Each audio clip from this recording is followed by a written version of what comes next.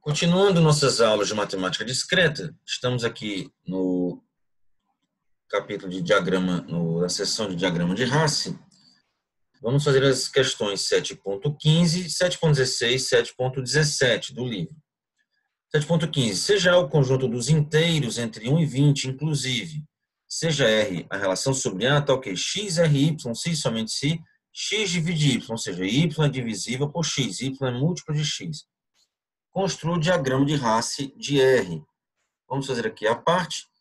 Antes de fazer a questão propriamente dita, vamos ver primeiro só os divisores de 20, que são 1, 2, 4, 5, 10 e 20. Fica uma figurinha dessa, o diagrama de Hasse. Para cá multiplica por 2, para cá multiplica por 5. 1 vezes 2, 2, 2 vezes 2, 4. 1 vezes 5, 5, 2 vezes 5, 10, 4 vezes 5, 20. Né? Isso aqui é o diagrama de Hasse. Não precisamos colocar os laços, as reflexividades estão implícitas, e nem as transitividades. 1 divide 2, 2 divide 4, 1 divide 4. Não precisamos desenhar o traço de 1 para 4.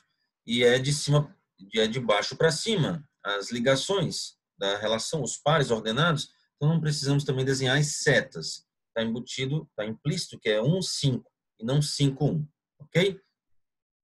Aqui outro exemplo para os divisores de 60, que nós temos uma camada embaixo até 20, ó, semelhante a essa, e mais uma camada em cima, que é subindo, multiplica por 3. 1 vezes 3, 3. 2 vezes 3, 6. 4 vezes 3, 12.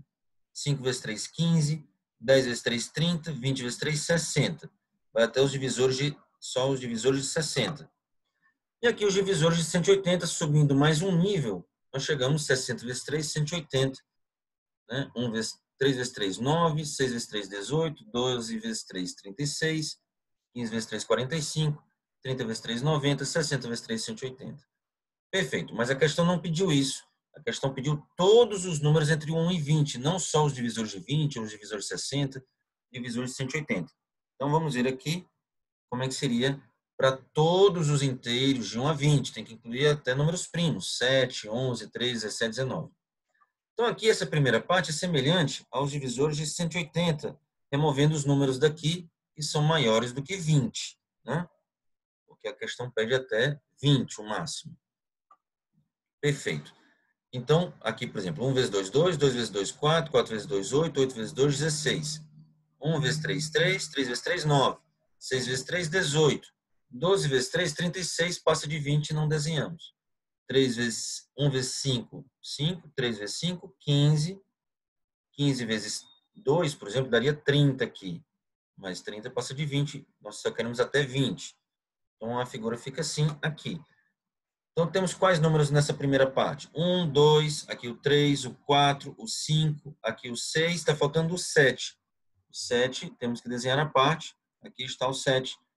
Só é divisível por 1 e ele mesmo. Depois o 8 está aqui, o 9, o 10, o 11. O 11 precisa ser colocado à parte, porque é primo. O 12 está aqui. O 13 tem que ser colocado à parte, porque é primo. O 14 está aqui, ligado ao 7. Nós temos um 7, 7, 14. Poderíamos ter um 14, mas não precisa desenhar no diagrama de Hasse. O 15 está aqui, o 16 está aqui, o 17 é primo, tem que ser colocado à parte. Aqui está o 18, o 19, que é primo, está à parte, e o 20. Pronto, essa é a solução da questão 15, 7.15.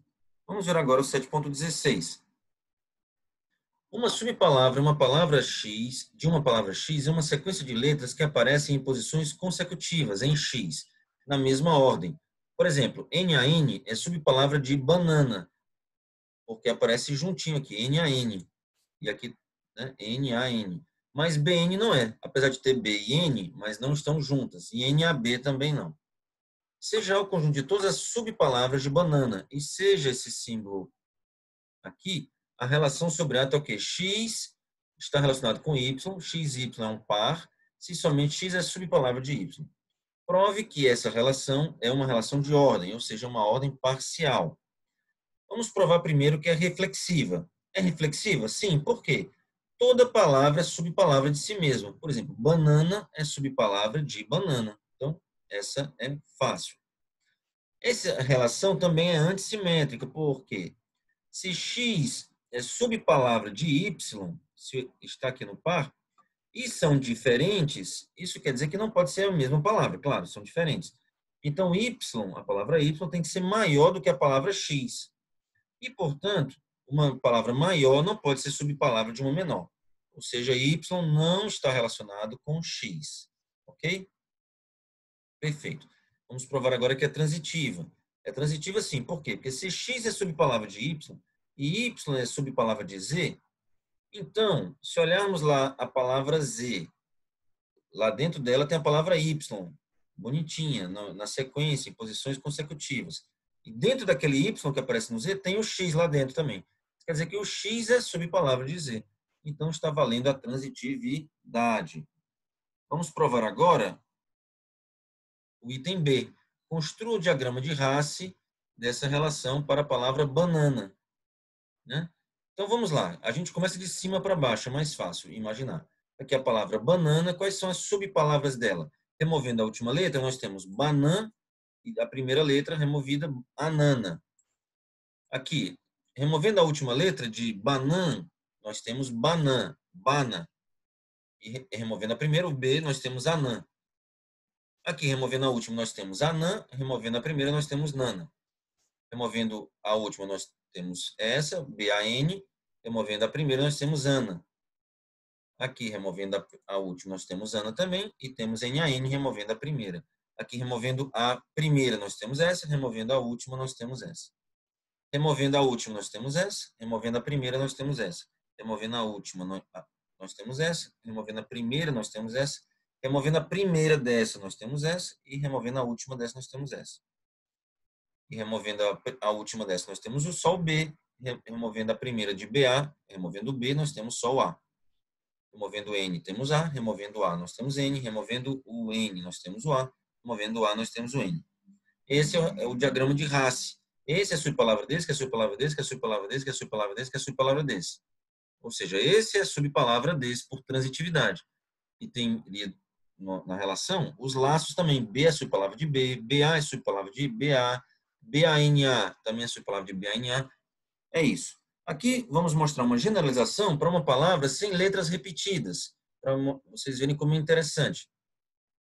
Aqui no caso de banana tem muitas letras, por exemplo, A e N, que aparecem mais de uma vez. Aqui na palavra comida, todas as letras só aparecem uma vez. Então, esse aqui seria o diagrama de Hasse para a palavra comida. Comida, removendo a última, nós temos essa. Removendo a primeira, nós temos essa.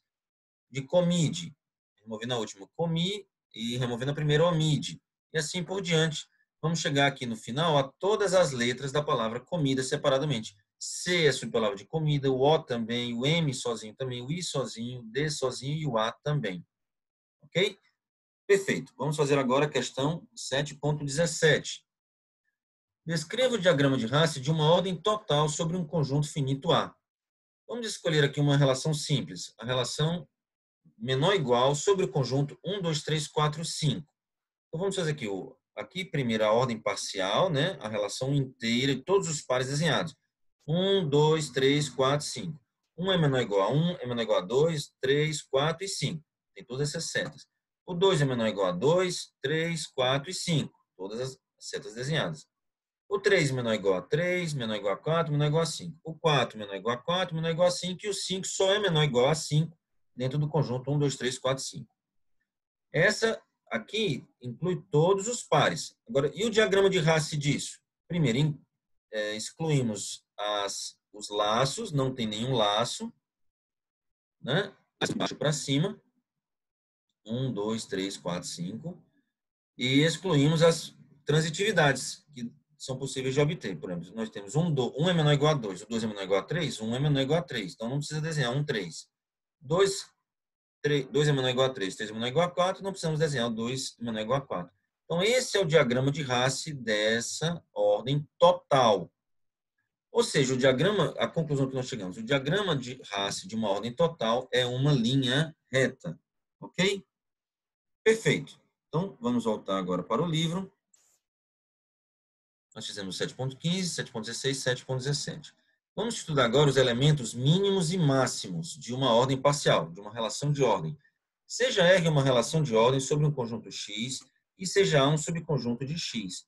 Um elemento mínimo do conjunto A sob a relação de ordem R é um elemento Mzinho pertencente ao conjunto A, se MA pertence a R para todo A pertencente a A. Ou seja, o M é menor ou igual a A nessa relação R para todo elemento Azinho do conjunto A. Vamos ver aqui alguns exemplos disso, né? É um elemento mínimo, ele é menor ou igual a todos os outros, inclusive ele mesmo, nessa relação. Menor ou igual na relação, né? Seja A igual a 2, 4, 6, 8 está contido em Z, e seja R a relação menor ou igual sobre Z. O inteiro 2 desse conjunto, ele é mínimo, porque 2 é menor ou igual a 2, 2 é menor ou igual a 4, 2 é menor ou igual a 6, 2 é menor ou igual a 8. Ele é menor ou igual a todos os números na relação menor ou igual.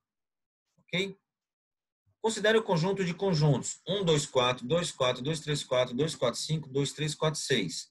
E seja aí a relação está contido. O elemento 2, 4 aqui desse conjunto A, ele é mínimo. Na relação está contido. Por quê? Porque o 2, 4 está contido nele mesmo, o 2, 4 está contido aqui, o 2, 4 está contido no 2, 3, 4, o 2, 4 está contido no 2, 4, 5 e o 2, 4 também está contido no 2, 3, 4, 6. Perfeito? Vamos ver aqui alguns exemplos. Não, vamos primeiro ver a definição de elemento máximo. O conceito de elemento máximo de A sub R é inteiramente simétrico, ou seja, um elemento M de A é máximo sobre a relação R se AM pertence à relação, ou seja, ARM, para todo A pertencente ao conjunto A. Ou seja, o M é maior ou igual a qualquer elemento A na relação R. Não é isso? No diagrama de Hasse de R, o elemento mínimo existe se há um único ponto no diagrama a partir do qual é possível alcançar qualquer outro ponto por uma sequência de linhas, todas elas percorridas no sentido de baixo para cima. No diagrama de Hasse é importante, né? A posição, se está embaixo ou se está em cima, não é isso? O elemento máximo, se existe, pode ser identificado de maneira análoga, isto é, se a partir dele podemos alcançar qualquer outro ponto percorrendo uma sequência de linhas no sentido descendente, de cima para baixo. Vamos ver aqui um exemplo. O número 3, nessa relação, R1, é um número mínimo, porque nós podemos alcançar todos os outros de baixo para cima seguindo as linhas. 3, 2, 3, 1, 3, 4, 3, 5. 3 é mínimo. Mas aqui não há elemento máximo. O 1, apesar de estar acima do 2 e do 3, está bem alto, ele não está ligado ao 4 e nem ao 5. Não é possível chegar no 4 subindo. Eu consigo chegar descendo o 2 e depois indo para o 4, não só subindo. Então, o 1 não é máximo, o 4 não é máximo, o 5 não é máximo. Nós vamos ver que 1, 4 e 5 são elementos maximais e não máximos. No exemplo R2, o número 5, ele não é mínimo, apesar de estar aqui bem embaixo, porque nós não temos o 5 para 3. O par 5, 3 não existe. Né? Mas o 4 é o elemento máximo, sim, porque é possível todos, do 4 descer para todos os números. 4, 2, 4, 2, 1, 4, 2, 1, 5, 4, 2, 3. Então, esse exemplo, R1, ele tem mínimo, mas não tem máximo. Esse exemplo, R2, ele tem máximo, mas não tem mínimo. O R3, ele tem mínimo e também tem máximo. O 2 é o mínimo, o 4 é o máximo, nesse exemplo. E o exemplo R4, não há mínimo e nem máximo. Né? O 5, apesar de estar bem embaixo, não tem o par 5, 3. E o 4, apesar de estar bem em cima, não existe o par 2, 4. Então, 4 não é maior ou igual a 2 nessa relação R4. Ok? Então, na relação R1, temos mínimo e não temos máximo. R2 temos máximo, mas não temos mínimo. O R3 temos mínimo e temos máximo. O R4 não temos nem mínimo e também nem máximo. Aqui está a explicação. Tá? Se R é uma relação de ordem total e o conjunto A é finito, sempre haverá elemento mínimo. Nós vamos provar isso em um exercício. Se R não é uma ordem total, ou se A é infinito, o mínimo pode existir ou não. Certo? Ou seja, toda ordem total sobre um conjunto finito vai ter elemento mínimo. Se o conjunto é infinito ou se não é uma ordem total, o mínimo pode existir ou não. Em qualquer caso, se existe um elemento mínimo, ele é único. As mesmas observações são válidas para o máximo. Ok? Então, toda relação de ordem total sobre um conjunto finito vai ter máximo, né? Se for ordem total. Se não for ordem total ou o conjunto for infinito, o máximo pode existir ou não. Exemplo 7.6. Seja A o conjunto dos inteiros pares e R a relação menor ou igual sobre Z. Não existe nenhum elemento mínimo de A sobre R, pois qualquer inteiro M pertencente a A, o par M-2M, por exemplo, está em R. Aqui é um exemplo para um conjunto infinito, que são os inteiros pares, em uma relação de ordem total. Ele não tem mínimo, porque como é inteiros pares, podem haver negativo, nós não conseguimos achar um menor o tempo todo. Por exemplo, o zero é menor ou igual a vários números, mas o -2 é menor ou igual a ele. -2 é par. O -4 é menor que esse. O -6 é menor que esse. Sempre podemos achar um menor na relação menor ou igual, mesmo sendo uma relação total, porque o conjunto é infinito. É importante observar que o fato de um elemento ser mínimo depende tanto do conjunto A, que tem que ser finito, quanto da relação R, que tem que ser total. Um elemento que é mínimo sob R pode não ser mínimo sob outra relação S. Em particular, um mínimo sob R é um elemento máximo sobre a inversa e vice-versa. Isso é interessante. Se nós temos um elemento mínimo de uma relação, ele será elemento máximo da inversa. E vice-versa. Se ele é máximo da relação, ele será mínimo da inversa. E o mínimo da inversa é máximo na relação. O máximo da inversa é mínimo da relação. Esse fato pode gerar confusões se existe uma ordem usual para os elementos de A, distinta da ordem R. Por exemplo, no conjunto A acima do exemplo 7.4, o elemento 8 é mínimo e 2 é máximo, sob a ordem maior ou igual. Ok? Aqui no exemplo 7.4, o elemento 8 é mínimo e o 2 é máximo. Onde está o 7.4? Vamos encontrar. Exemplo 7.4. Aqui. 2, 4, 6, 8. O 2 é mínimo e o 8 é máximo. Perfeito? Mas sobre a relação maior ou igual, é outra relação total, o 8 seria mínimo e o 2 seria máximo. É estranho, mas é isso mesmo. Tá? Então, na relação maior ou igual, o 8 é mínimo e o 2 é máximo. Na relação menor ou igual, o 2 é mínimo e o 8 é máximo. Perfeito? Ok. Vamos fazer aqui alguns exercícios. 7.18, 7.19, 7.20, 7.21. Vamos começar com 7.18. Seja A o conjunto das palavras de 3 letras da língua portuguesa e R a relação tal que A, R, B, se somente a palavra A vem antes da palavra B no dicionário. Então, por exemplo, qual seria a primeira palavra de 3 letras na língua portuguesa? É o A, não é isso? E a segunda, B. A terceira, C. D, até Z. Depois A, B, ABC, até Z. E assim por diante. Quais são os elementos mínimo e máximo de A sobre R? Ou seja, qual é a palavra que vem antes de todas aqui no dicionário? Sobre as palavras de 3 letras apenas. Quais são? Qual é a palavra que vem antes de todas? O A. E qual é a palavra que vem depois de todas? O ZZZ.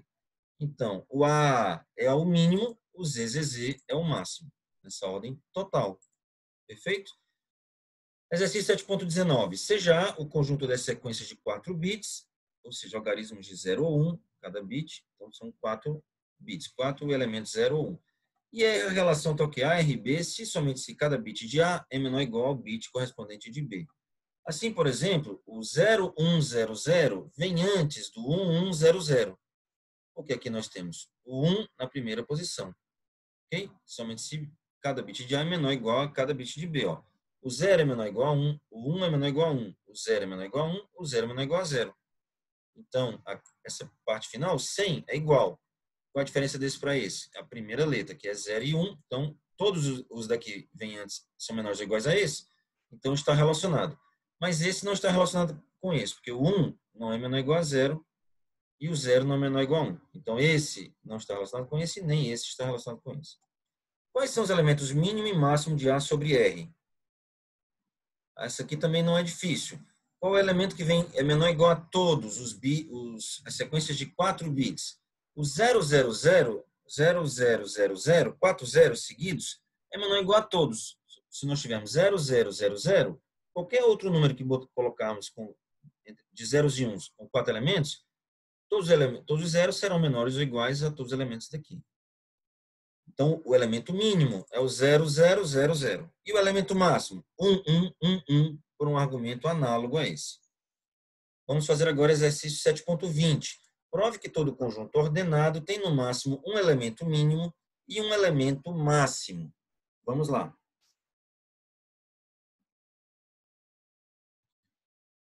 Exercício 7.20. Prove que todo conjunto ordenado tem no máximo um elemento mínimo e um elemento máximo. Vamos provar por contradição que não pode haver dois mínimos, certo? Ele está dizendo que tem no máximo um elemento mínimo. Pode haver nenhum se o conjunto for finito. Nós já mostramos isso, né? Ou se a ordem não é total. Mas se tem elemento mínimo ou elemento máximo, só pode haver um.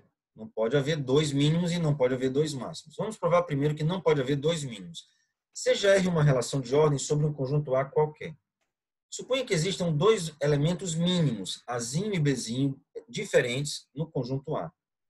Por definição de mínimo, para todo x pertencente a A, nós temos que o Azinho, como é mínimo, é menor ou igual a x na relação R. E o B, como é mínimo também, nós estamos assumindo aqui, o B é menor ou igual ao x na relação R, BRX. Então, aqui, isso é porque A é mínimo e aqui porque B é mínimo. Eles são menores do que qualquer elemento x do conjunto A.